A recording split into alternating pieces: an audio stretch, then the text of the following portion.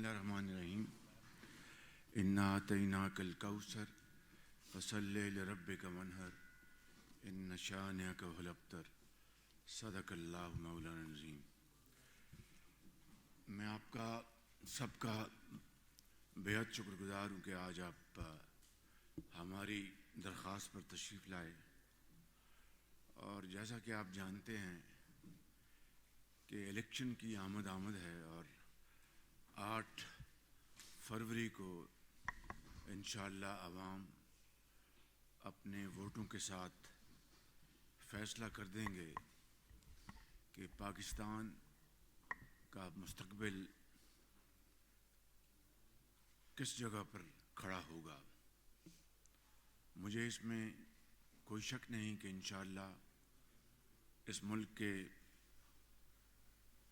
25 کروڑ عوام پاکستان کی خوشحالی اور ترقی کے لیے اپنا حق استعمال کریں گے اور بہت سمجھ بوجھ کے ساتھ ماضی میں جھانکیں گے اور مستقبل کا ایک نقشہ کھینچیں گے، اور انشاءاللہ وہی فیصلہ ہم سب کو قابل قبول ہوگا۔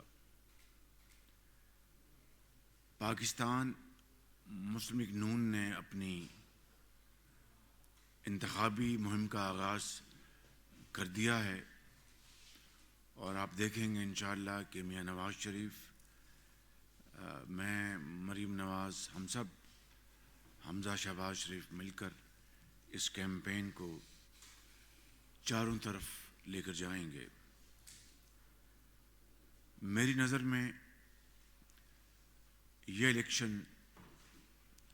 پاکستان کی تقدیر کا فیصلہ کرے گی۔ کیوں؟ جیسا کہ آپ نے دیکھا کہ 2017 میں میاں محمد نواز شریف جو اس وقت وزیر اعظم تھے، ان کی شبانہ روز محنت سے پاکستان ترقی کی طرف تیزی سے گامزن تھا، اور دن رات بجلی کے اندھیروں کو ختم کرنے کے لیے کام ہو رہا تھا، زراعت، صنعت اور حرفت کو ترقی دی جا رہی تھی۔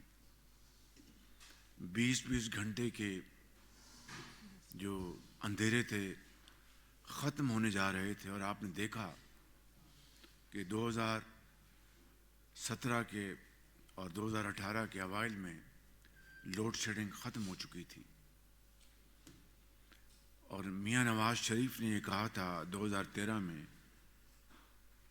کہ مجھے نہیں علم کہ یہ لوڈ شیڈنگ کتنی دیر میں ختم ہوگی، لیکن میں لوڈ شیڈنگ کے خاتمے کے لیے کوئی کسر نہیں چھوڑوں گا، اور ہم سب مل کر اس کا خاتمہ کریں گے۔ اور اللہ تعالیٰ کو ایسا منظور ہوا، اور اس کی کمال مہربانی سے 2017-18 میں لوڈ شیڈنگ ختم ہو گئی۔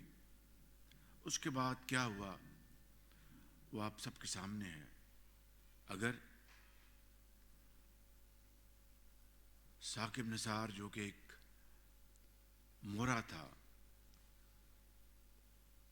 اس کے ذریعے نواز شریف حکومت کا تختہ نہ الٹا جاتا تو آج پاکستان ان شدید معاشی چیلنجز میں گھرا نہ ہوتا۔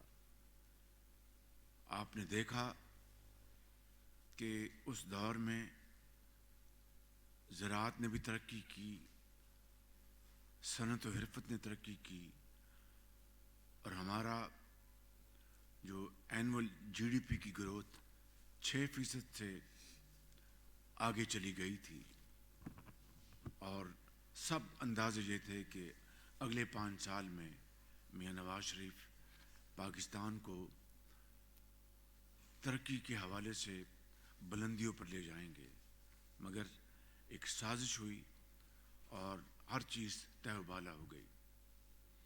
پھر آپ نے دیکھا کہ شدید ترین مہنگائی کا طوفان آیا، پھر آپ نے دیکھا کہ IMF سے کیے گئے معاہدے کو توڑا گیا، پھر آپ نے دیکھا کہ ہمارے جو سفارتی تعلقات بری طرح مجروح ہوئے، اور پھر آپ نے دیکھا کہ کس طریقے سے پاکستان کے اندر معاشرے میں زہر گھولا گیا اور تقسیم در تقسیم کر دی گئی۔ یہ وہ صورتحال ہے جو کہ 1 یا 2 سال میں ختم نہیں ہوگی، اور ختم ہونے کے لیے بھی شرط اول یہ ہے کہ ہم نفرتوں کو ختم کریں، ہم قوم کو اکٹھا کریں، دلوں کو جوڑیں اور مل کر شبانہ روز محنت کر کے پاکستان کو اپنے پاؤں پہ کھڑا کریں۔ یہ کام کہنے کو تو آسان ہے، کرنا ایک بہت بڑا چیلنج ہے، لیکن عصر حاضر میں ایک نہیں ایسی کئی مثالیں ہیں جہاں پر قومیں شکست سے دوچار ہوئیں، شکست و ریخت ہوئی، ان کی تباہی ہوئی، مگر جب انہوں نے ہمت کی تو پھر دوبارہ وہ دنیا کے افق پر پوری آب و تاب سے وہ چمکی۔ تو ہمارے لیے یہ ایک نہ صرف ایک لیسن ہے، ہمارا دین بھی یہی سکھاتا ہے کہ ہمت مت ہارو، اور تمام تر مشکلات کے باوجود مایوسی کو قریب نہ پھٹکنے دو اور دن رات محنت کرو تو اللہ تعالیٰ ضرور دن بدل دیتے ہیں۔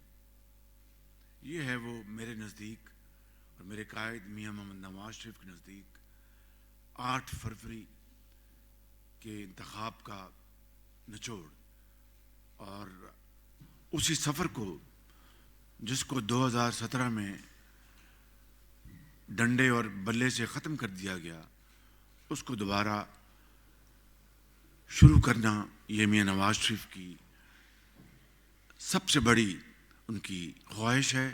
اگر اللہ تعالیٰ نے ان کو موقع دیا انشاءاللہ تو یہ سفر دوبارہ جاری ہوگا، یہ سفر دوبارہ اس کا آغاز ہوگا، لیکن آپ یہ اندازہ کر لیں کہ یہ 6-7 سال قوم کے کس طرح برباد کیے گئے، کس طرح ہم معاشی تباہی کے ہم کنارے پر پہنچ گئے، اور بامر مجبوری ہمیں 16 ماہ میں، جو کہ ہماری ایک کولیشن گورنمنٹ تھی، ہم نے دن رات کوشش کی اور مل کر پاکستان کو دیوالیہ ہونے سے بچا لیا۔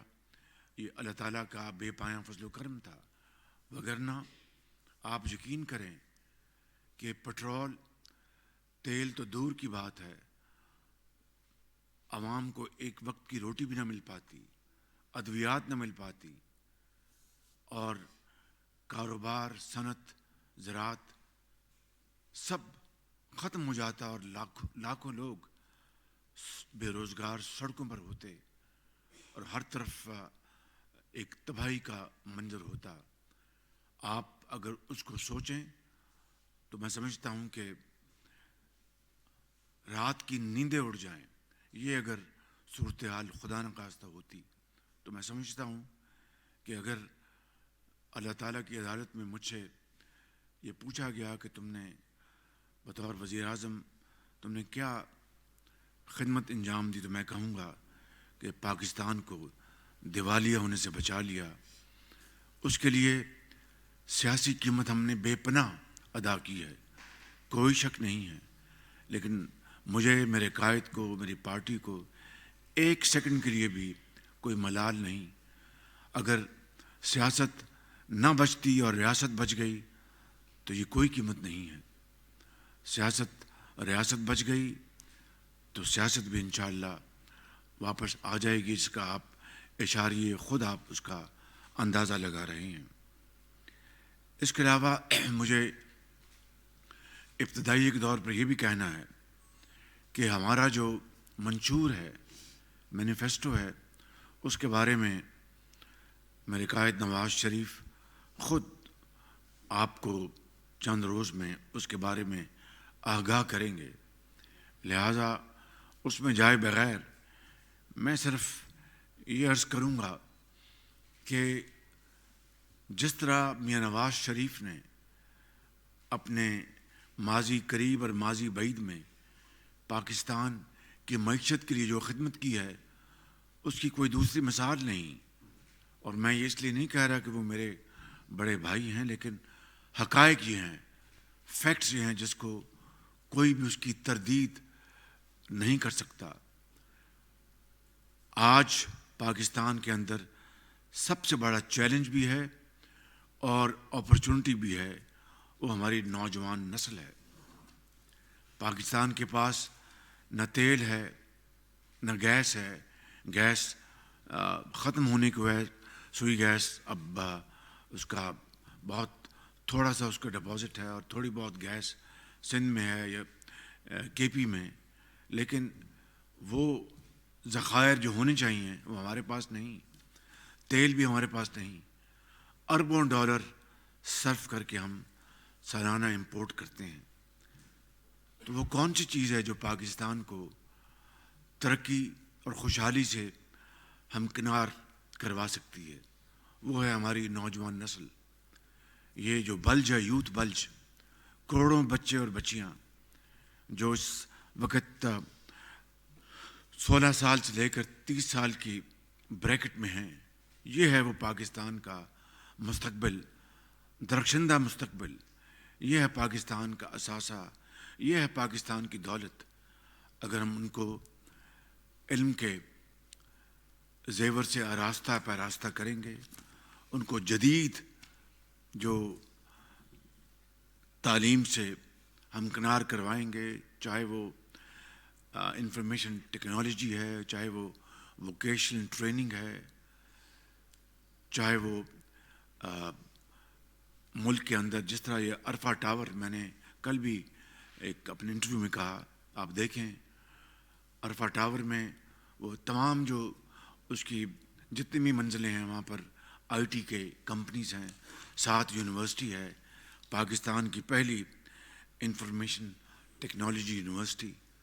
اس طرح کی ایک نہیں، درجنوں یونیورسٹیاں پاکستان میں بنانا ہوں گی، اس طرح کے سینکڑوں کالجز پاکستان بھر میں بنانے ہوں گے، اور اسکول لیول پر 8ویں اور 9ویں جماعت کے بعد وہ بچوں کا ٹیلنٹ کا میجر کر کے جو آگے یونیورسٹیوں میں جانے کے قابل ہیں ان کو وہاں بھیجا جائے، جو نہیں ان کو ہم ووکیشنل ٹریننگ دلوا کر اسکلڈ ڈیولپمنٹ ان سے کروائیں، اور پاکستان اللہ تعالیٰ کے فضل و کرم سے چند سالوں میں جن کے پاس تیل کی دولت ہے یا گیس کی دولت ہے، اس سے بڑھ کر پاکستان الحمدللہ خوشحال اور باوقار طریقے سے دنیا میں اپنا لوہا منوا سکے گا۔ مگر اس کے لیے شرط یہ ہے کہ ہماری ڈائریکشن، اس کی سمت صحیح ہو، اور اس کے لیے تمام توانائیاں اور وسائل ہم اس میں جھونک دیں۔ اسی طریقے سے زراعت پاکستان کی بیک بون ہے، ریڑھ کی ہڈی ہے۔ ہم نے بدقسمتی سے 76 سالوں میں شروع کے جو 1-2 دہائیاں تھیں کام ہوا، اس کے بعد پھر سب کچھ دھرے کا دھرا رہ گیا۔ آج دنیا کے وہ ممالک جو ہم سے سیکھتے تھے زراعت میں، ہم سے کہیں آگے چلے گئے ہیں۔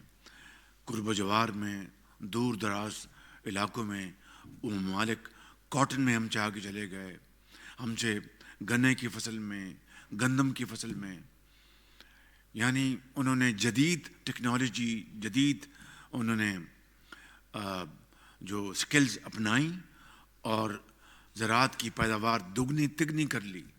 4 فصلیں ایک سال میں انہوں نے حاصل کی، اور ہم وہیں کے وہیں کھڑے ہیں۔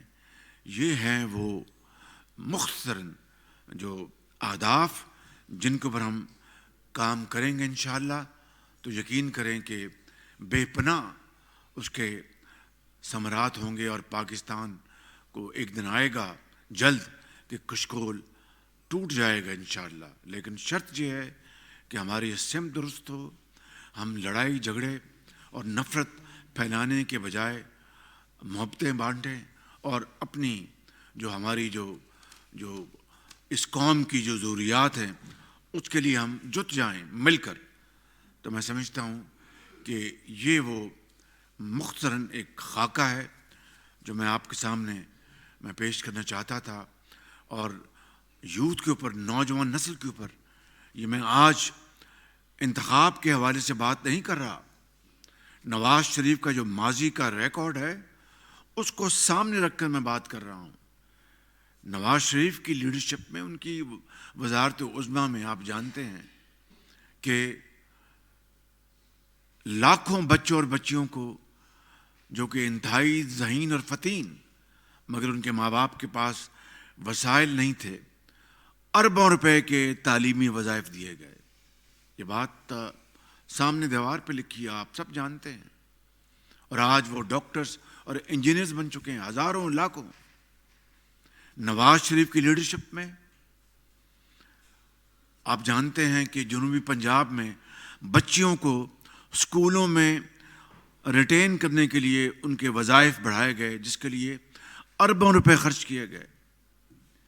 نواز شریف کی لیڈرشپ میں ہم نے پنجاب اسکلز ڈیولپمنٹ کمپنی بنائی اور غریب ترین بچوں اور بچیوں کو ان کو مفت وہاں پر ان کو اسکلز کی ٹریننگ دی. کوئی اگر ٹیکسٹائل میں جانا چاہتا ہے تو ان کو اس کمپنی میں بھجوایا، کوئی اگر موٹر میکینک بننا چاہتا ہے تو وہاں بھجوایا، کوئی آئی ٹی ایکسپرٹ بننا چاہتا ہے وہاں بھجوایا. اور ہزاروں لاکھوں بچوں کو ہم نے اس میں ٹرین کر کے وہ قوم کے آج عظیم مہمان بن چکے ہیں. نواز شریف کے دور میں دانش اسکول آپ سب جانتے ہیں، میں زیادہ وقت نہیں لوں گا. نواز شریف کے دور میں لاکھوں بچوں اور بچیوں کو صرف قابلیت کی بنیاد پر لیپ ٹاپس دیے گئے. جو امیر بچوں کے اسکول اور کالجز ان کو نہیں، پبلک اسکولز اور پبلک کالجز میں جہاں پر عام آدمی، عظیم پاکستانیوں کے یتیم بچے اور غریب بچے جاتے ہیں، ان کو لیپ ٹاپس دی گئی، اربوں ان کے اوپر خرچ ہوا. یہ میں نے چند مثالیں دی ہیں. نواز شریف کے دور میں ہسپتالوں میں مفت علاج ہوا، مفت ادویات ملی، PKLI بنا، پورے پنجاب کے ہسپتالوں کی شکل بدل دی گئی. غریب اور یتیم اور بیوہ کے لیے علاج مفت تھا. اپنا الٹرا ساؤنڈ، CT اسکین سب فری تھا. لیبس بنائی گئیں، میڈیکل لیبس پورے پنجاب میں اس کا جال پھیلایا گیا. میں زیادہ وقت نہیں لینا چاہتا. یہ ہے وہ ریکارڈ جس کی بنیاد پر میں آپ سے یہ گزارش کر رہا ہوں کہ یہ ہے وہ ریکارڈ جس کی بنیاد پر میاں نواز شریف قوم سے اس کیمپین میں گفتگو کریں گے اور بتائیں گے اپنا اگلا ویژن، سوچ، کس طرح ہم نے پاکستان کو قرضوں سے نجات دلانی ہے اور کس طرح پاکستان کو ہم نے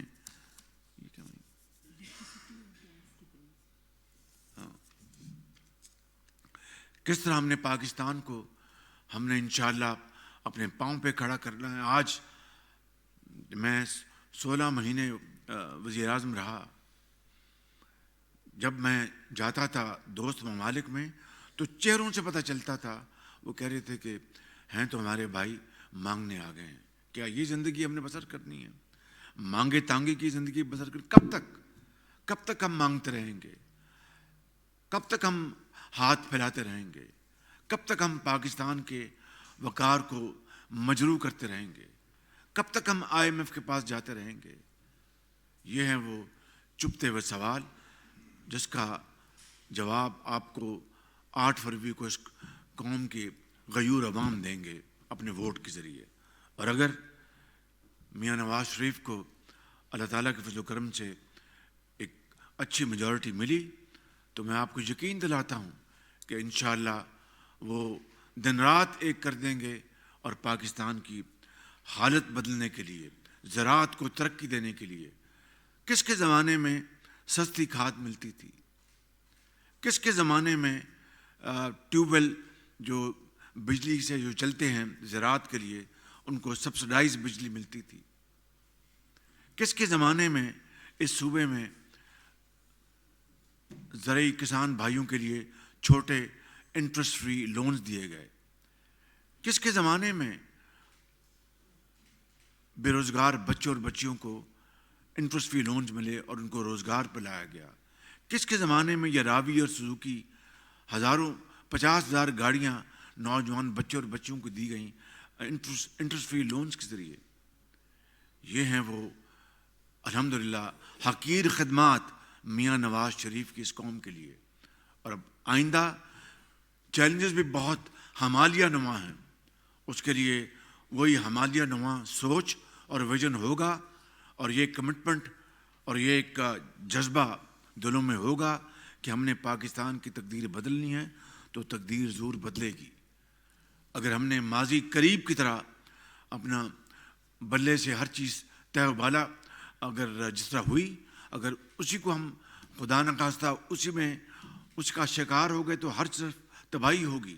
لہذا نواز شریف کا یہ ایک سوچ ہے، پختہ سوچ ہے، بطور ایک پاکستانی کے، بطور ایک سیاستدان کے، بطور ایک مدبر کے، کہ انہوں نے دلوں کو جوڑنا ہے اور مشاورت سے مل کر پاکستان کو آگے لے کے جانا ہے. میں ان الفاظ کے ساتھ آپ کا شکریہ ادا کرتا ہوں کہ آپ نے بڑے تحمل سے میری گزارشات کو سنا. میں آپ کا بہت شکر گزار ہوں. اب آپ کے سوالات ہیں.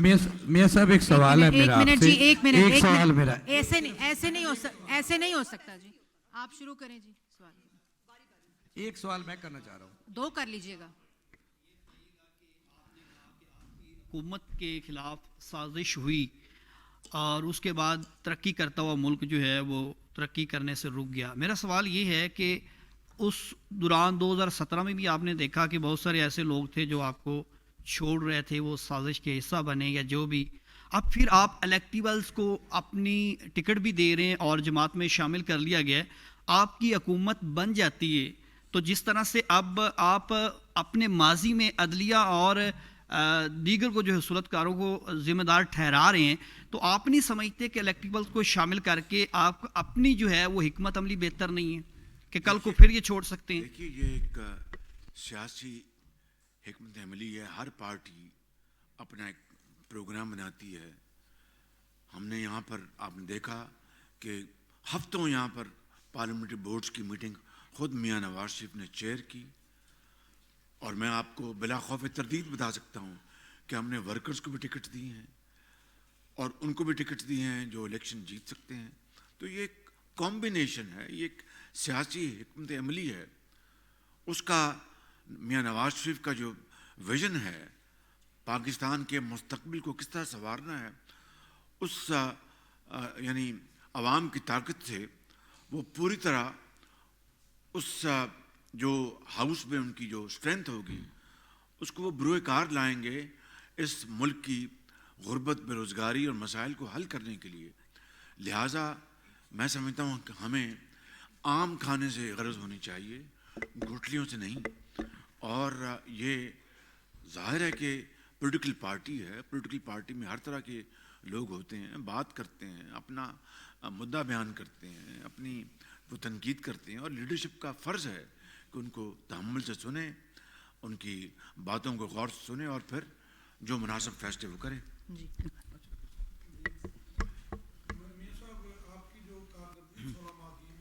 سامنے آ گئی کہ اب آئی ایم ایف نے جو ہمیں لون دیا اس میں کوئی جواب سوال یا کس طرح کی بات ہوئی. میرا خیال ہے کہ وہ لوگ جو بڑی باتیں کرتے تھے اسی سوال سے ان کو جواب مل گیا. آپ کا یہ بتائیے کہ جس شخص کی دیانت کی اور محنت کی سارے صوبے بھی ایک مثال دیتے تھے، ایڈمنسٹریٹر وائز بھی کہ بہترین ایڈمنسٹریٹر ہیں، تو آپ یہ تسلسل جو ہے لوگ میاں شہباز شریف کو بھی دیکھنا چاہتے ہیں لیڈ کرتے ہوئے کہ وہ اسی جدت کے ساتھ لیڈ کریں. اور جن حالات میں آپ نے ملک کو نکالا، جب آپ آئے تھے وہ بھی صورتحال ہمارے سامنے ہے، جب آپ نے نکالا اور ان لوگوں کو آپ نے ساتھ بٹھایا جو ایک ساتھ بات نہیں کرتے تھے، آپ ان کو ساتھ لے کے چلے، آپ نے ان کو ساتھ لے کے ان کو اعتماد میں لیا. تو کیا وہ تسلسل جاری رہے گا جس طرح آپ فرنٹ لائن پہ وہ تسلسل جاری رکھیں گے؟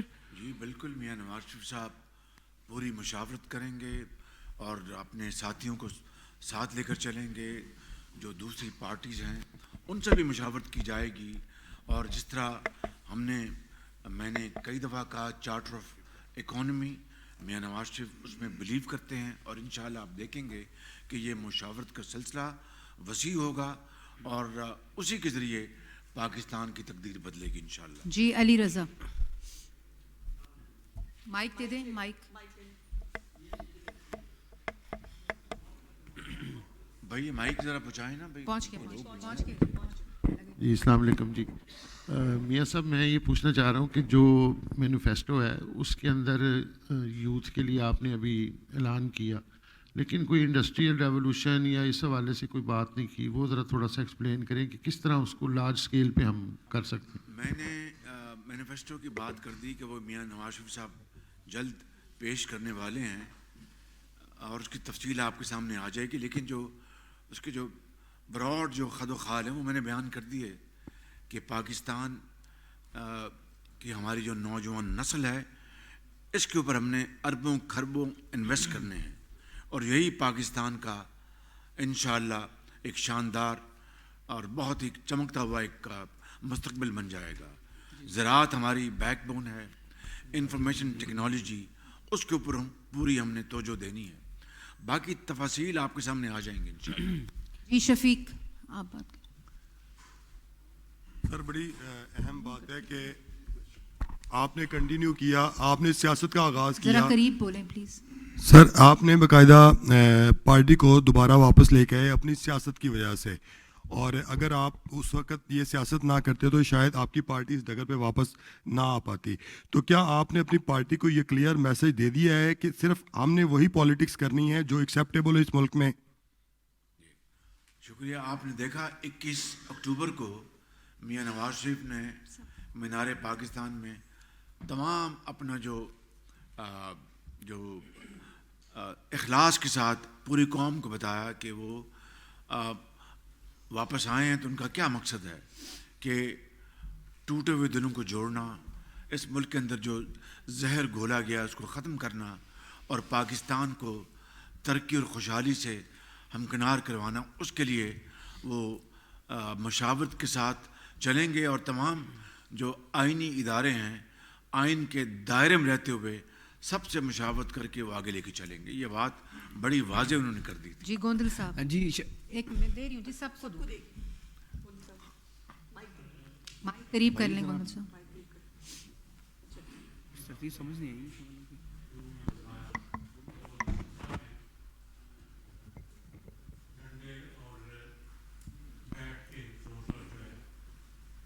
والا کر دی گئی ترقی کا وہ سفر جو ہے، تو اب تو ڈنڈا بھی نہیں ہے ان کے پاس اور بلہ بھی لے لیا گیا ہے، تو اب کیا سمجھتے ہیں کہ وہ پھر رکاوٹ بن سکتے ہیں آپ کے لیے؟ گزارش یہ ہے کہ بلہ کیا میں نے لیا یا نواز شریف نے لیا ہے؟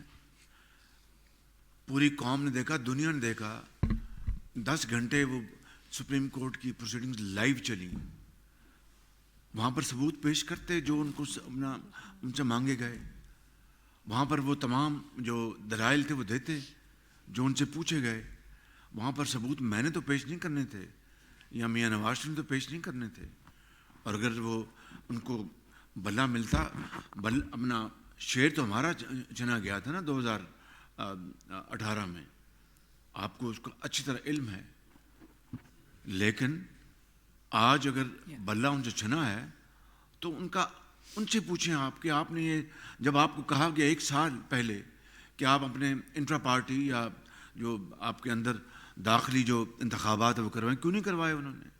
کیوں نہیں الیکشن کمیشن کی ساری جو انہوں نے ضروریات پوری کی؟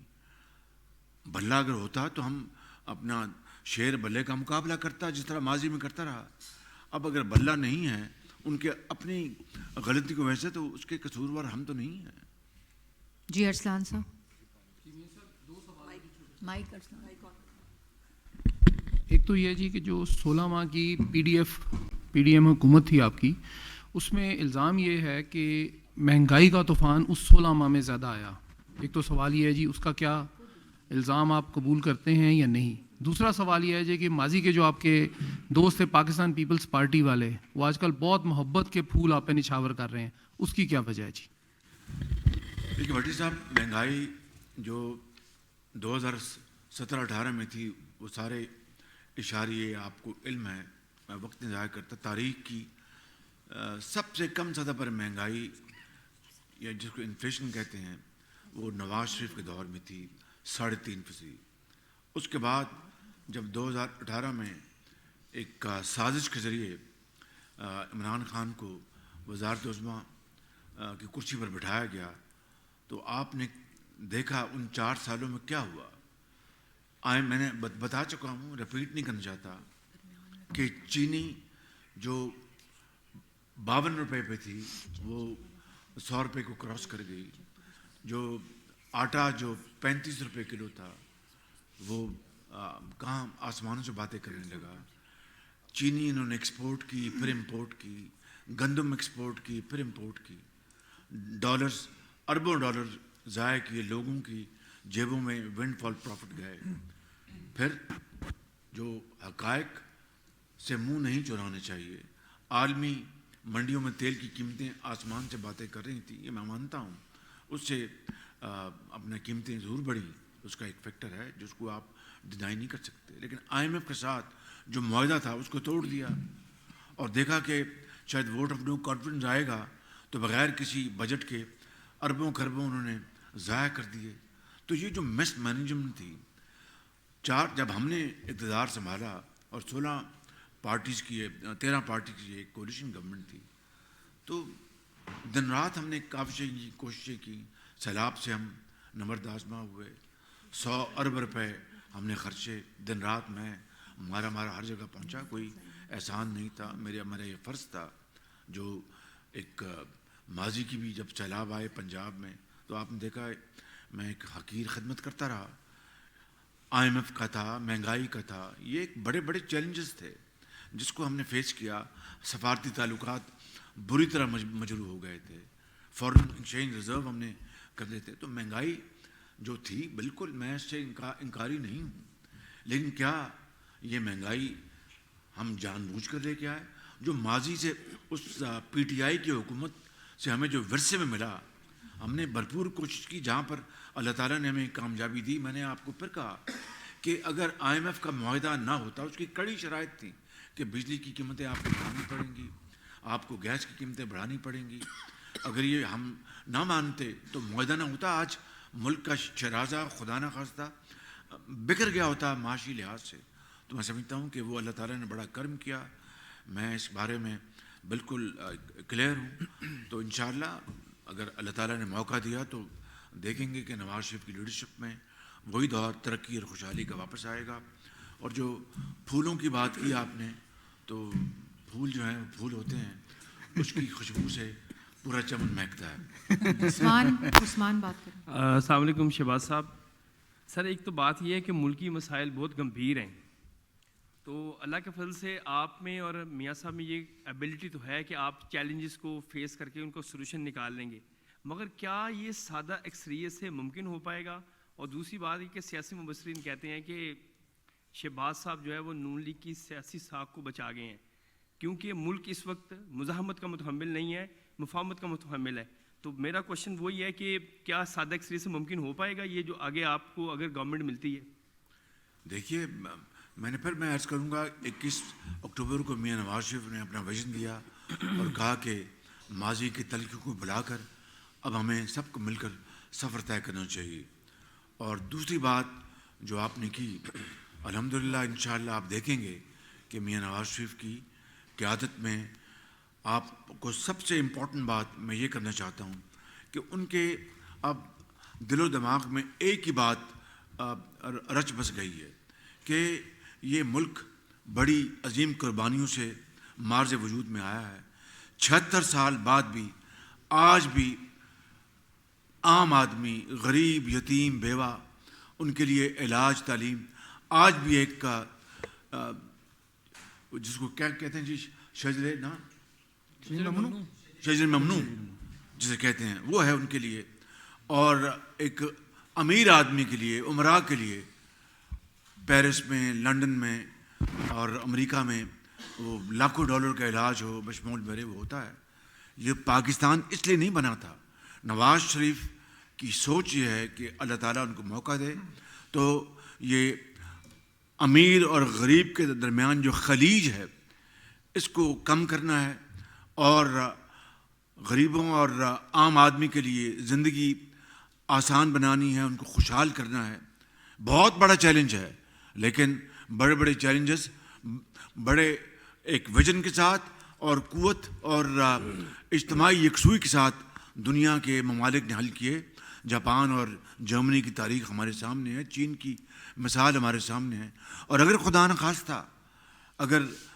خواستہ ہم اس میں کامیاب نہیں ہوتے تو یہاں پر ایک ایسا عوامی سیلاب آئے گا کہ ہر چیز کو خس و خاشاک کی طرح بہا لے جائے گا. تو خدا نہ خواستہ اس وقت سے ہمیں ڈرنا چاہیے. اور آج اللہ تعالیٰ کو گواہ بنا کر ہم جت جائیں اس قوم کی خدمت کے لیے. جی عدنان. شہباز صاحب، میرا سوال یہ ہے کہ ایک تاثر جو ہے وہ دیا جا رہا ہے سوشل میڈیا کے اوپر بھی ہے، اور عام لوگ بھی یہ بات کریں کہ نواز شریف اس بار جو اقتدار میں آ رہے ہیں وہ اسٹیبلشمنٹ کا کندھا استعمال کر رہے ہیں. اچھا، دوسرا میرا یہ سوال ہے کہ ایک شخص جو جیل میں ہے، سہولیات جو ہے وہ کافی دی جا رہی ہیں، اور آپ کی کمر میں بھی جب درد ہوا کرتا تھا آپ کو بختر بند گاڑی میں لیا، لیکن ایک شخص جو ہے وہ جیل میں موجود ہے، دیسی مرغ بھی دیے جا رہے ہیں، اس کو سہولیات بھی دی جا رہی ہیں. تو کیا کہیں گے اس حوالے سے آپ؟ دیکھیے، یہ بات یعنی کس قدر بے بنیاد ہے کہ نواز شریف اسٹیبلشمنٹ کا کندھا استعمال کر رہے ہیں. مجھے بتائیں کہ اگر ایسی بات ہوتی تو یہاں پر ہفتوں پارلیمنٹری بورڈز کی میٹنگ ہوتی اور ایک ایک سیٹ کے اوپر ہم ڈسکس کر رہے ہوتے. اور دوسری بات سن لیں، 1999 میں سو کالڈ پلین کانسپریسی میں کس کو عمر قید سزا دلوائی گئی تھی؟ نواز شریف کو. ملک بدر جلا وطنی اختیار کرنے پر کس کو مجبور کیا گیا تھا؟ نواز شریف کو. 2002 میں الیکشن سے کس کو باہر نکالا گیا تھا؟ نواز شریف کو. 2008 میں الیکشن سے باہر کس کو باہر کیا گیا تھا؟ نواز شریف کو. 2018 میں الیکشن سے باہر کس کو کیا گیا تھا؟ نواز شریف کو. یہ کاندھا ہے یا ایک ڈنڈا ہے یا سوٹا ہے؟ تو کہنے کا مقصد یہ کہ لاڈلا نواز شریف نہیں ہے، لاڈلا کوئی اور ہے. یہ وہ حقائق ہیں جس سے آپ قطعاً اس سے اختلاف نہیں کر سکتے. جی حسن رضا. بہت شکریہ شہباز شریف صاحب. یہ فرمائیے گا کہ عوام کے پاس جائیں، لوگوں کے پاس، تو ان کے مسائل سنیں تو سب سے بڑا مسئلہ بے روزگاری، مہنگائی ہے. وہ یہ نہیں جانتا کون آیا، کس نے ملک کو تباہ کیا، کس نے گالم گلوچ کی رواج ڈالی، کس نے کیا گھٹیا زبان اخلاقیات تباہ کر کے رکھ دی. کسی کو یہ نہیں اندازہ، کیونکہ اب تو یہ گھر گھر میں گھس گئی. یہ تو بلکہ آپ کو آ کے اس پہ تو فوکس کرنا چاہیے کہ زبان کا عوام پوچھتی ہے کہ آنے والے حکمران آپ ہیں، نظر آ رہا ہے، تو آپ ان کے لیے کیا لے کر آئیں گے؟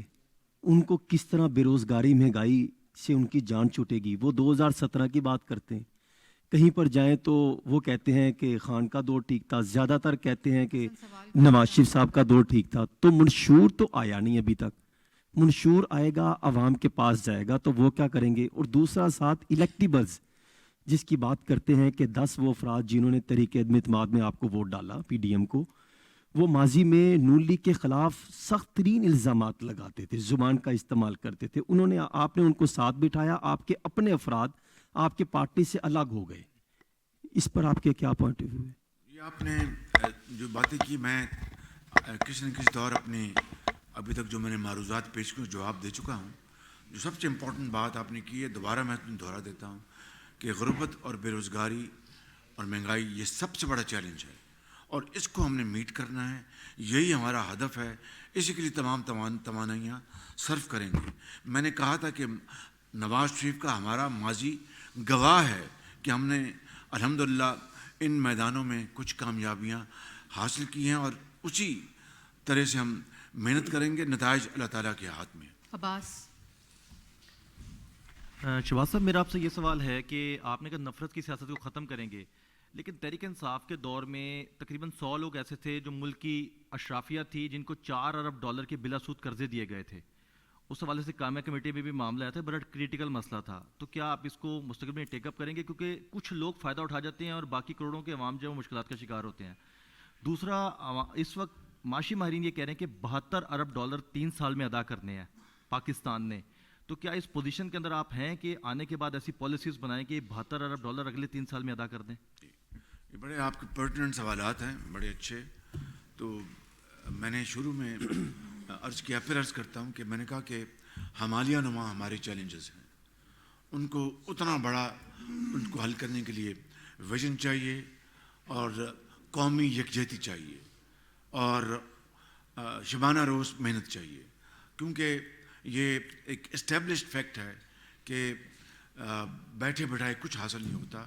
آپ ہمت کرتے ہیں، ایفرٹ کرتے ہیں تو اللہ تعالیٰ مدد کرتا ہے. انشاءاللہ میرا یقین ہے. ڈیٹیلز میں جانا اس وقت مناسب نہیں کہ ایک میں آپ سے ایک میٹ دی پریس ہے، اس میں تفصیل میں جانے سے آپ لوگ بور ہو جائیں گے. مینیفیسٹو کے بارے میں میں نے کہا میاں صاحب آپ کو بتائیں گے انشاءاللہ، لیکن کہنا یہ چاہتا ہوں کہ کلیئر کٹ آپ کا ہدف ہو اور لمبی چوڑی لسٹ نہ ہو. جس طرح میں نے 3 4 5 ایریاز گنوائے ہیں، ان کے اوپر ہم فوکس کریں گے. مثال کے طور میں تھوڑی سی بات اور آگے بڑھا دیتا ہوں کہ بجلی بہت مہنگی ہے، اس کا کیا حل ہے؟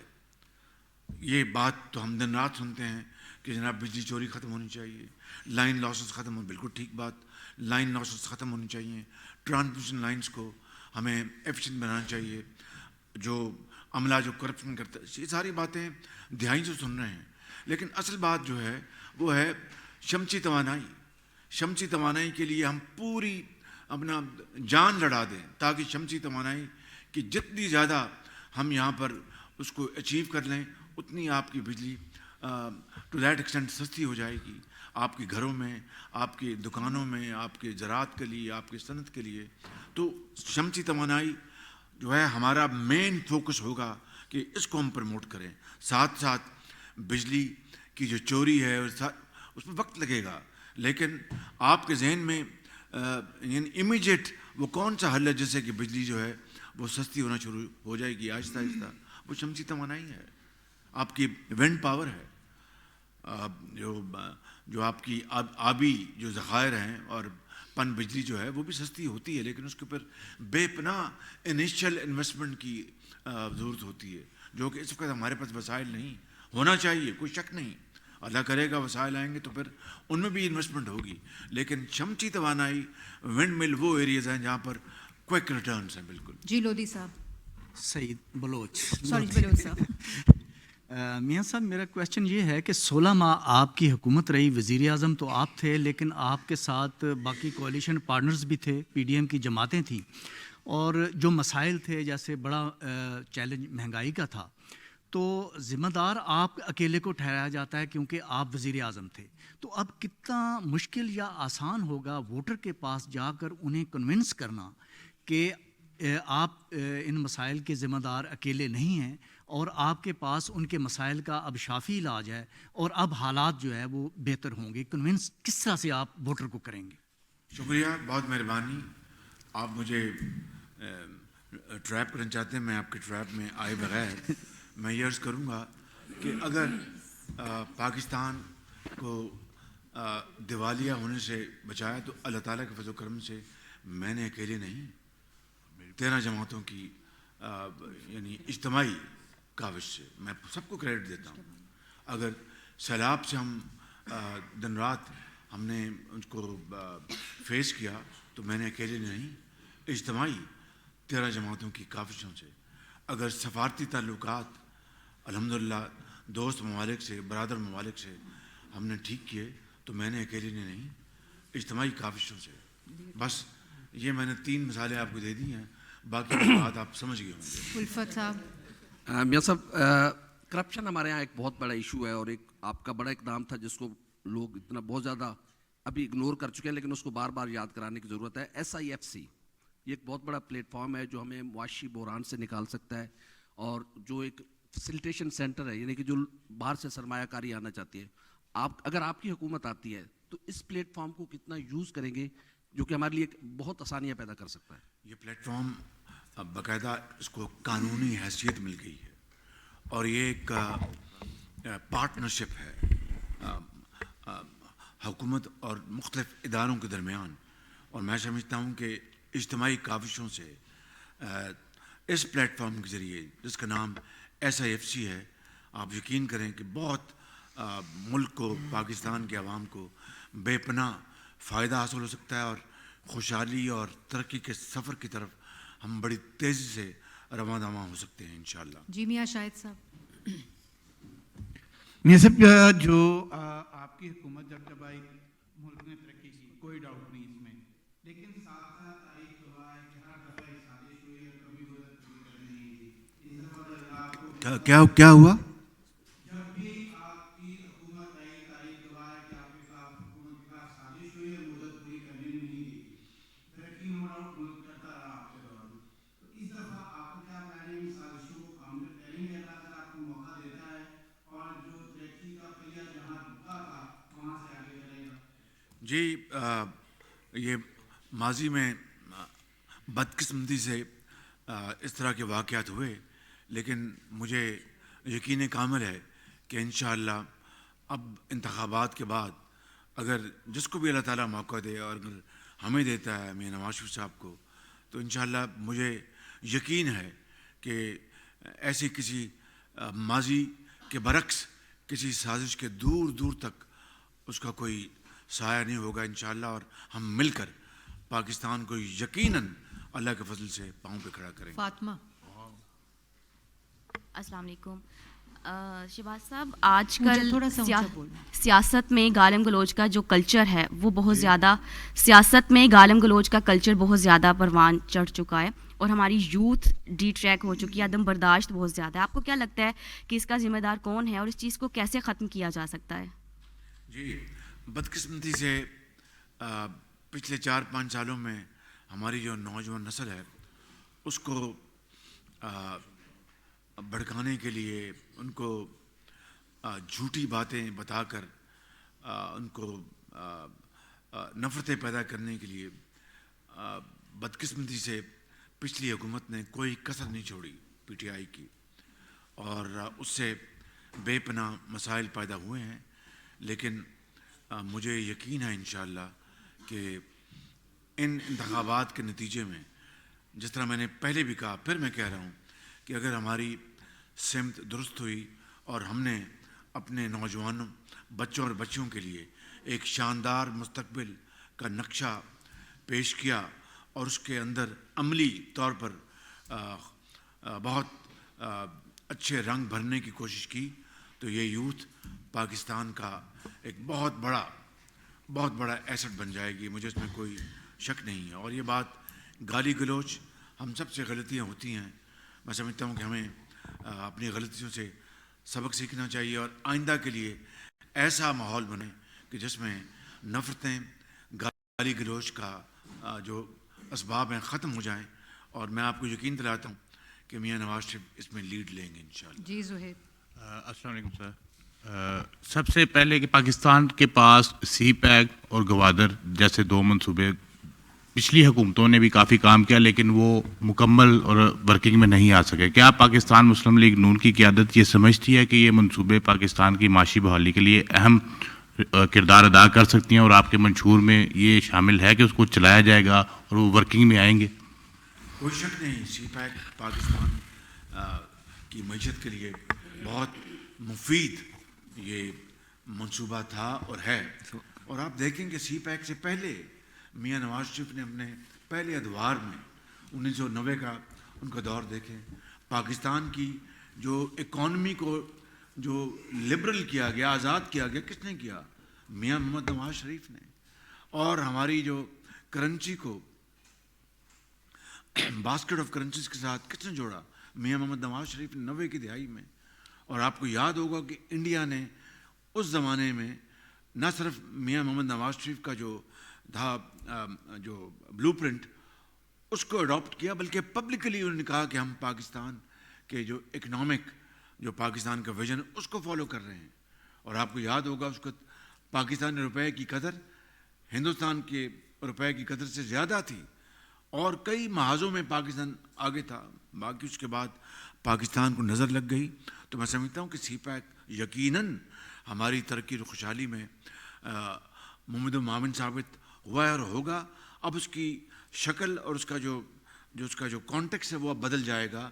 अब इंडस्ट्रियल स्टेट्स हमने बनानी है मिलकर, हमने जॉइंट इन्वेस्टमेंट्स करनी है, और ये सारे पाकिस्तान के अंदर सिंध में, पंजाब में, केपी में, बलूचिस्तान में हमने जॉइंट वेंचर्स लेके आने हैं, और स्मॉल मीडियम एंटरप्राइजेस को उनको हमने फ़रोग देना है। तो ये मैं समझता हूँ कि ये सारे एक दूसरे के साथ मिले हुए हैं।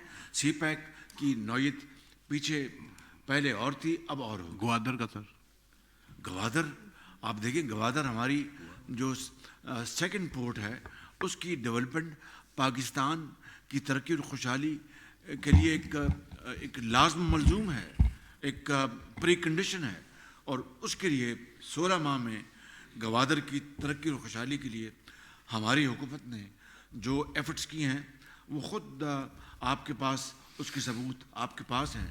मेरा नहीं ख्याल कि कोई वज़ीर-ए-आज़म 16 माह में गवादर इतनी मरतबा गया होगा जितना मैं गया हूँ। ये नाचीज़ वो क्यों? ताकि बलूचिस्तान के गवादर के अवाम के लिए वो पोर्ट जिसके ऊपर अरबों रुपए खर्च हुए हैं बंद पड़ी थी और मट्टी के तह में समंदर में जम गई थी, बड़े जहाज़ आ नहीं सकते थे। मैंने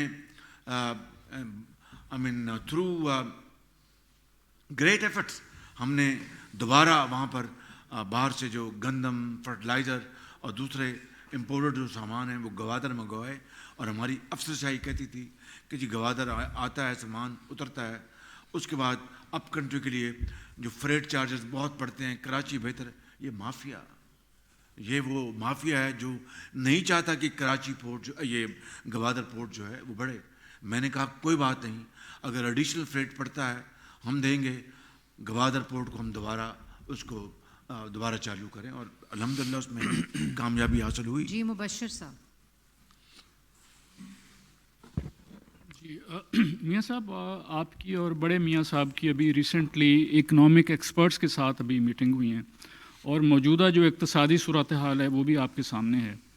तो आप क्या समझते हैं कि अगर आपकी हुकूमत आती है तो ये जो महंगाई का चैलेंज है इसको आप कितने साल में, 3 साल, 4 साल, 5 साल में हल कर लेंगे? कोई टाइम फ्रेम देने की पोजीशन में है? मुझे याद है कि 2013 में आपने एक टाइम फ्रेम दिया था लोड शेडिंग को ओवरकम करने का, तो आपने कामयाबी के साथ उसको हल किया। आपने you have snatched words from my mouth. मैंने बिल्कुल फर्ते जज्बात में आकर ये नारा लगाया था कि 6 महीने में लोड शेडिंग ख़त्म कर देंगे। मियाँ नवाज शरीफ ने कहा था कि नहीं, हम कोशिश करेंगे कि 5 सालों में इसको ख़त्म करें, और अल्हम्दुलिल्लाह वो लोड शेडिंग 5 सालों के अंदर अंदर ख़त्म हो गई। ये बहुत बड़ा क्रेडिट है मियाँ नवाज शरीफ का। तो अब मैं टाइम फ्रेम तो मैं नहीं दूंगा, ये कहूँगा कि इंशाअल्लाह मियाँ साहब की लीडरशिप में हम जान लड़ा देंगे इन मसाइल को हल करने में। अच्छा मियाँ साहब, नताइज अल्लाह के हाथ में। राव दिलशाद साहब। बहुत शुक्रिया मैडम। अच्छा शहबाज साहब, आप चूँकि अब जो आइंदा इंतखाबात हैं इस हवाले से हम देख रहे हैं कि मुस्लिम लीग नून आइंदा इंतखाबात जो होने जा रहे हैं उसमें हम देख रहे हैं कि मुस्लिम लीग नून के उम्मीदवार हर जगह पे हैं, बल्कि एक एक टिकट के 4-4 उम्मीदवार थे। जब इंटरव्यूज़ भी चल रहे थे 6-6 उम्मीदवार भी थे। तो लाहौर में इससे भी ज़्यादा सूरत हाल थी। गुजारिश ये है कि आपने होमवर्क का आगाज़ कर दिया है, माहिरीन से मुलाकातें भी आप कर रहे हैं, मुआशी माहिरीन से, लेकिन जो माजी में हमने देखा या माजी करीब में देखा है, जो गवर्नेंस के अखराजात हैं उसके ऊपर कट लगाने के हवाले से हमेशा हर हुकूमत अनाउंस तो करती है। साबका जो PTI की हुकूमत थी वो तो बहुत बुलंदो बांग दावे करती थी, लेकिन अमलन कुछ भी नहीं किया। 29 SAPM उन्होंने रखे, और आपकी गवर्नमेंट भी जब आती है या कोई भी पॉलिटिकल गवर्नमेंट आती है तो बहुत सारे लोग हम ऐसे देखते हैं जो ब्रीफ केस लेके आते हैं और फिर कोई SAPM बनता है, कोई एडवाइज़र बनता है, कोई मुशीर बनता है, कहने को वो अज़ाज़ी होते हैं लेकिन उनके पास सरकारी गाड़ियाँ भी होती हैं, सब कुछ वो अखराजात इस्तेमाल करते हैं। और आप हों या कोई भी हो, हम उनसे ये सुनते हैं कि जी मुल्क के हालात बहुत जो है वो मुल्क नाजुक तरीन हालात से गुजरा है, लेकिन अखराजात में कमी, शाहाना अखराजात उसी तरह से चलते हैं। इस पर क्या आपने वर्किंग करने का आगाज़ किया है, ज़रा रहनुमाई कर दें। आपने 1 in 10 सवाल कर दिए एक ही सवाल में। पहली बात तो एक बड़े अदब के साथ अर्ज़ करना चाहता हूँ, कोई मिसाल एक पेश कर दें कि फ़लाँ आदमी अपना ब्रीफ केस लेके आया था और हमने उसको SAPM बना दिया آپ مثال پیش کر دیں ثبوت کے ساتھ، میں سیاست چھوڑ میں نے دوں گا۔ پریویس گورنمنٹ کی بات کی ہے، میں نے عمران رجیم کی بات کی ہے کہ ایسے پی اس میں بھی بنتے رہے ہیں، وہ تو کہتے تھے کہ کسی کو بنانا نہیں ہے۔ تو یہ سوال آپ ان سے کرتے ہیں، مجھ سے کیوں کر رہے ہیں؟ میرا آپ سے یہ سوال ہے کہ آپ نے اس میں کیا ورکنگ کی ہے؟ اور میرا آپ سے یہ سوال، دیکھیں نا ورکنگ نہیں، ہم اس حکومت میں آپ جانتے ہیں کہ کابینہ نے ایک والنٹریلی فیصلہ کیا کہ ہم تنخواہیں اور پرکس اینڈ پروویجنز نہیں لیں گے، اور الحمدللہ میجورٹی وزیروں نے پرکس اینڈ پروویجنز اور تنخواہیں نہیں لی، والنٹریلی چھوڑی۔ یہ ریکارڈ کی بات ہے، آپ پتہ کروا لیں۔ میں اپنی ذات کی بات نہیں کر رہا، میں اپنے میجورٹی وزراء کی بات کر رہا ہوں جنہوں نے خود کہا کہ ہم تنخواہ اور ہم پرکس اینڈ پروویجن نہیں لیں گے، اور انہوں نے اس کے اوپر وہ کاربند رہے۔ اگنور ہو رہے ہیں، سادگی بڑی امپورٹنٹ ہے، اس کے اوپر ہمیں مل کر بہت کام کرنا ہوگا۔ جی شہباز صاحب، جیسا کہ آپ نے سازش کا ذکر کیا، ایک وقت تھا آپ پہ زمین تنگ کر دی گئی تھی، ایک وقت تھا کہ آپ پہ زمین تنگ کر دی گئی تھی جس سازش کا آپ ذکر کر رہے ہیں، وہی حالات آج آپ کی محالو پارٹی کے ہیں۔ زمین بھی تنگ کی اور آسمان بھی تنگ تھا۔ ہاں ٹھیک ہے، اور آج اس پارٹی کو الیکشن میں نام لینا بھی، الیکشن کمپین کرنے کا نام لینا بھی جرم ہے۔ میرا سوال آپ سے یہ ہے کہ سیاستدان اپنے فیصلے کب کریں گے؟ آپ نے ثاقب نثار کا نام لیا، سلیکٹر جسے کہتے تھے اس کا نام نہیں لیا، آج آپ کے مخالفین کہتے ہیں کہ دونوں سہولتیں آپ کے پاس میسر ہیں۔ آپ کو مکمل لیول پلینگ فیلڈ، کبھی نام لیا ہو تو میں آپ کو مکمل لیول پلینگ فیلڈ ہے، میں نے کبھی نام لیا ہی نہیں کبھی۔ ٹھیک، آپ کو مکمل لیول پلینگ فیلڈ ہے، لیکن دوسروں کو مکمل لیول پلینگ فیلڈ نہیں ہے۔ دوسری بات یہ ہے کہ 16 ماہ کی حکومت کا آپ ذکر کرتے ہیں، جب کہ پیپلز پارٹی اقتدار سے باہر آئی تو اس نے سارا ملبہ آپ پہ ڈال دیا کہ یہ ہمارے فیصلے نہیں تھے، یہ شباشی کے فیصلے تھے۔ جب آپ نئی حکومت بنانے جا رہے ہیں تو وہ بھی آپ اکیلے حکومت نہیں بنائیں گے، سب کے ساتھ مل کے بنائیں گے، تو کہ ماضی کے تجربے کے ساتھ آپ کس طرح چلیں گے؟ میں گزارش کر چکا ہوں کہ اگر اللہ تعالیٰ نے ہمیں موقع دیا تو میاں نواز شریف صاحب بھرپور مشاورت سے کاروبار حکومت چلائیں گے انشاءاللہ۔ اچھا میاں صاحب بتائیے گا، جب قائد نون لیگ پاکستان واپس پہنچے ہیں اس وقت سروے جو تھے ووٹرز کے حوالے سے وہ کچھ اور بتا رہے تھے۔ اب مسلم لیگ نون جو ہے وہ انتخابی تیاریاں بھی کر رہی ہے، لیکن اتنے اس میں اعتماد ہے کہ آپ معاشی ماہرین سے میٹنگز بھی کر رہے ہیں کہ آپ کو حکومت میں آنے کا اتنا یقین ہے، تو یہ یقین اتنا کیسے ہو گیا ہے کہ حکومت میں آپ نہیں آنا ہے؟ اور اس کے ساتھ چیئرمین آپ کو کس نے کہہ دیا کہ ہمیں یقین؟ سر اگر اللہ تعالیٰ نے 2 دن معاشی ماہرین کے ساتھ میٹنگ ہوئی ہے اور چیئرمین تحریک انصاف نے کہا ہے کہ آپ کو 8 فروری کو ایک سرپرائز ملے گا، تو کوئی سرپرائز ملنے کی کوئی بندوبست کیا ہوا ہے آپ نے؟ معاشی ماہرین سے میٹنگ کرنا کیا اس بات کی گارنٹی کہ ہمیں حکومت مل جائے گی؟ ہم اپنی تیاری کر رہے ہیں کہ اگر اللہ تعالیٰ نے موقع دے تو ہمیں تیار رہنا چاہیے، یہ ہے مقصد اس کا۔ سرپرائز جو انہوں نے کہا ہے چیئرمین طریقے انصاف، we will give them a surprise انشاءاللہ۔ جاوید صاحب جی، جاوید صاحب، ہاں جی بات کریں پلیز۔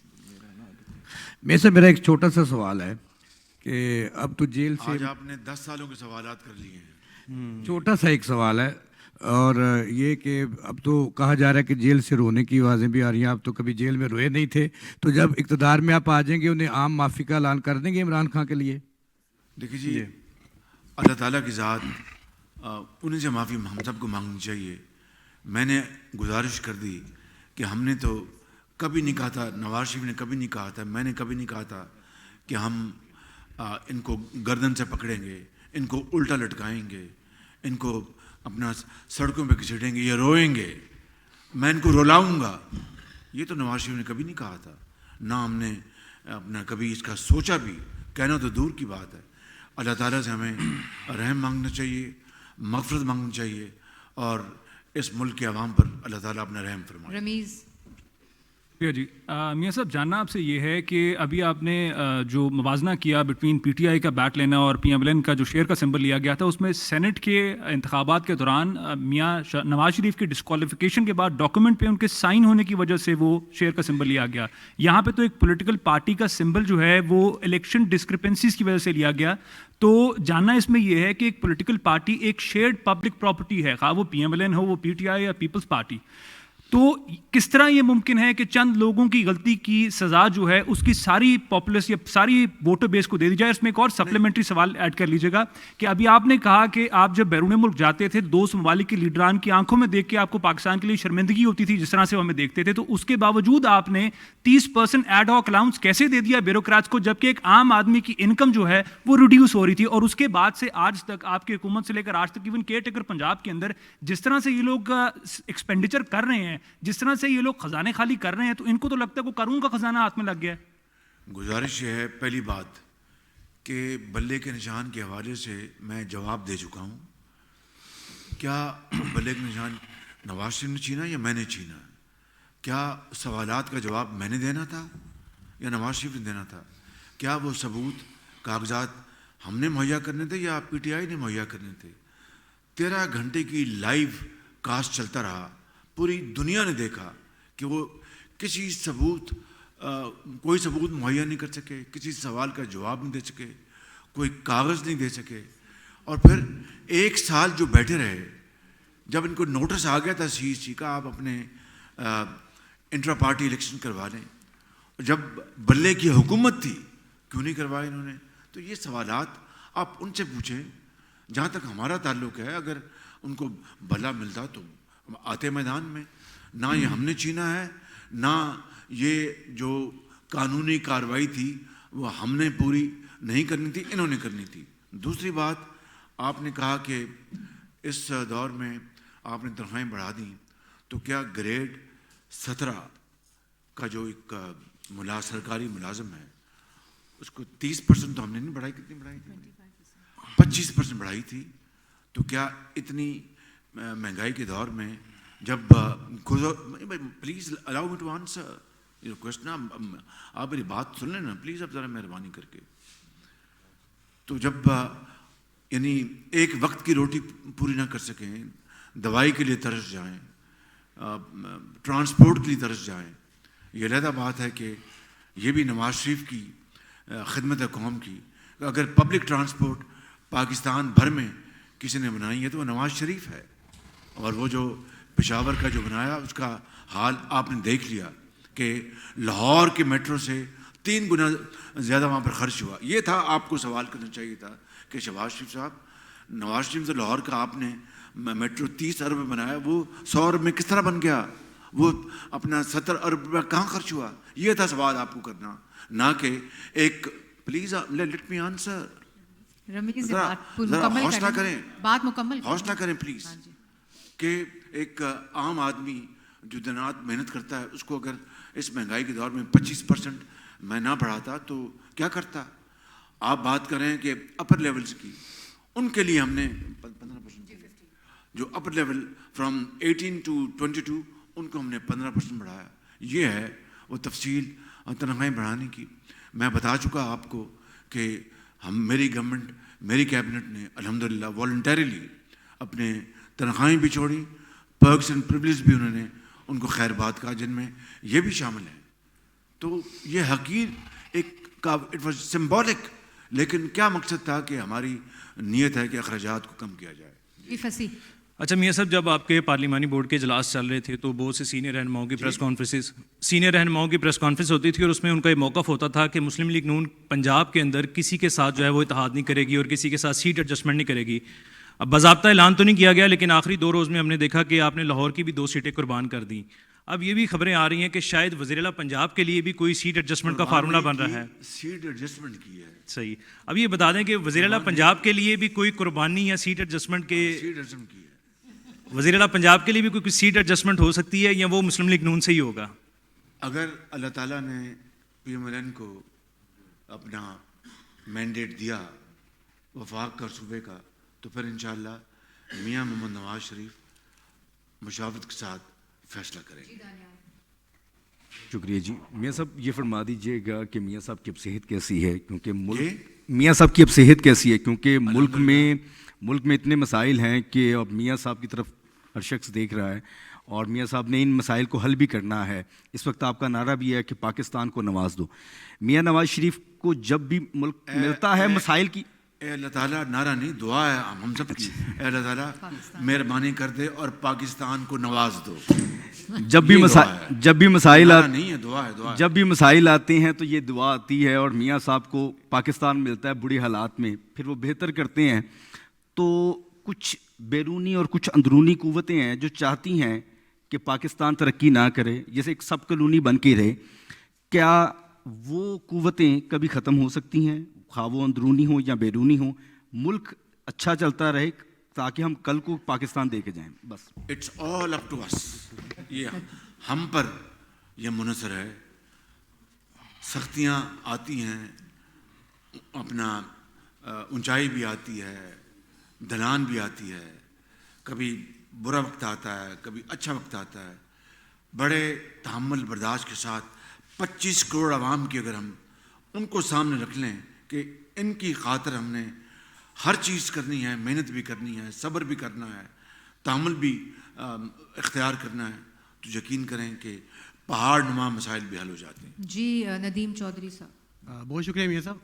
میاں صاحب، آج کی آپ کی گفتگو کا اگر احاطہ کیا جائے تو لگتا یہ ہے کہ آپ نے جو اپنا انتخابی منشور ہے اس کا خاکہ پیش کر دیا ہے، اور آپ کے انتخابی منشور کے اندر جو سب سے مین چیز، چند میں نے چیدہ باتیں کی، لیکن اس کی ڈیٹیل میاں نواز شریف پیش کریں گے. جی بالکل. اس میں سب سے جو بنیادی چیز مجھے لگی وہ یہ ہے کہ آپ کا سارا فوکس نوجوانوں پہ ہے.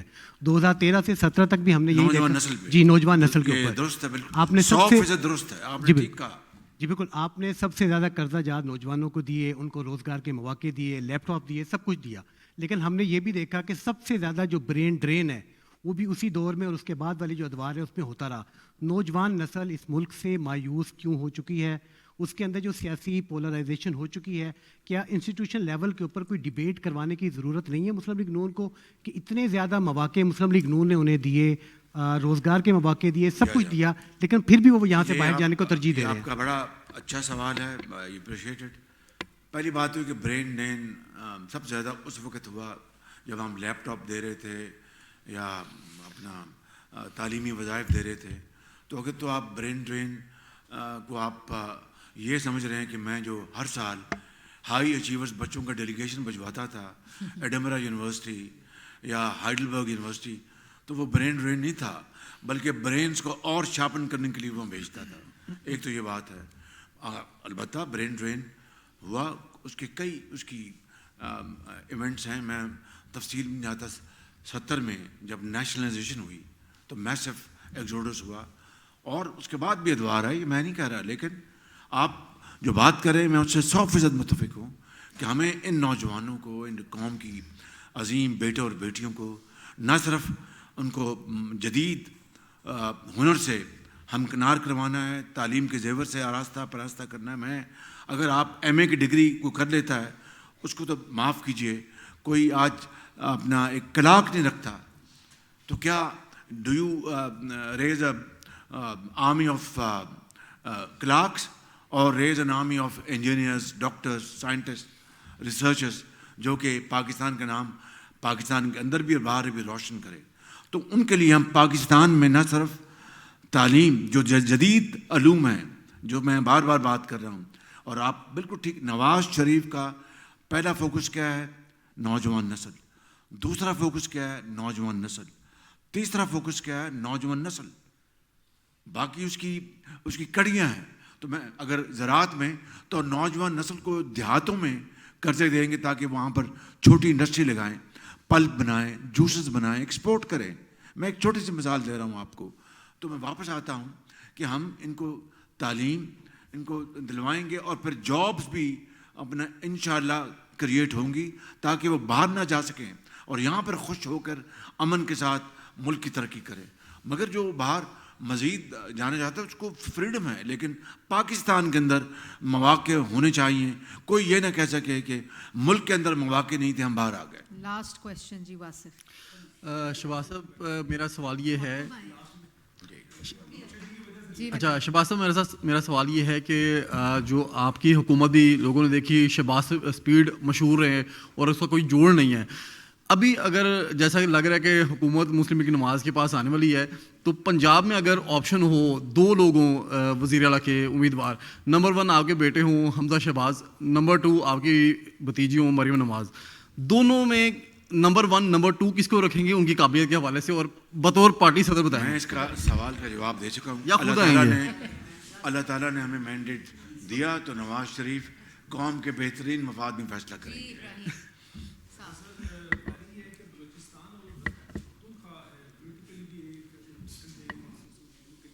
नहीं, आपकी आवाज़ नहीं आ रही इब्राहिम। आप इब्राहिम लोधी हैं या इब्राहिम लकी हैं? सर आपकी मोहब्बत, एक तो मैं मादत चाहता हूँ जी, लेट आए हूँ क्योंकि लोड शेडिंग की वजह से अब ये भी मलबा मेरे पे डाल दिया। आप आएंगे तो फिर टाइम पे ऑफिस जाएंगे जी। अच्छा सर, खैबर पख्तूनख्वा और बलूचिस्तान पॉलिटिकली भी और स्ट्रेटजिकली भी बहुत इंपॉर्टेंट प्रोविंस हैं हमारे, वहाँ पर आपकी प्लानिंग क्या है? पाकिस्तान मुस्लिम लीग नून की बलूचिस्तान का भी आपने विज़िट किया, उसके बाद कराची से आप विड्रॉ कर गए, इसके हवाले से बताइएगा क्योंकि कराची के लोग तो काफ़ी कह रहे थे कि आप आएँ, लेकिन देखिए बलूचिस्तान और केपी में आप बात कर रहे हैं कि वहाँ पर हालात मुवाफिक नहीं है इलेक्शन के लिए। देखिए ये बात, आपको हुकूमत मिलती है तो उस प्रोविंस को अपग्रेड करने के लिए क्या जी। अच्छा मैं दूसरी बात, अच्छा थैंक यू। देखिए बलूचिस्तान हमारा एक सबसे बड़ा जोग्राफियाई लिहाज से सूबा है और उनकी जायज़ महरूमियाँ भी हैं, माशी, माशरती, समाजी, और हमें उसको एड्रेस करना ये हमारा फ़र्ज़ अवली है। चाहे वो बलोच भाई हों या पख्तून भाई हों या बरोई हों या हमारे दूसरे वहाँ पर सेटलर्स हों, तो हमारा एक बहुत, और उनकी पाकिस्तान के साथ जो इल्हाक है उसकी तारीख़ से भी आप अच्छी तरह जानते हैं कि कायद-ए-आज़म के हज़रत कायद-ए-आज़म कहने पे उन्होंने पाकिस्तान को वालिहाना अनकंडीशनली उन्होंने सरदारों ने ज्वाइन किया। तो हर लिहाज से बलूचिस्तान की अहमियत मुसलमा है। तो इंशाअल्लाह मियां नवाज शरीफ की यही सोच है कि हमने दिलों को जोड़ना है। ये दिल हैं चार, ये शरेआने इस दिल की, केपी है, बलूचिस्तान है, सिंध है, पंजाब है, गिलगित बल्तिस्तान, आज़ाद कश्मीर। तो ये मैं समझता हूँ कि सबसे इम्पोर्टेंट टास्क है मियां नवाज शरीफ के सामने इंशाअल्लाह।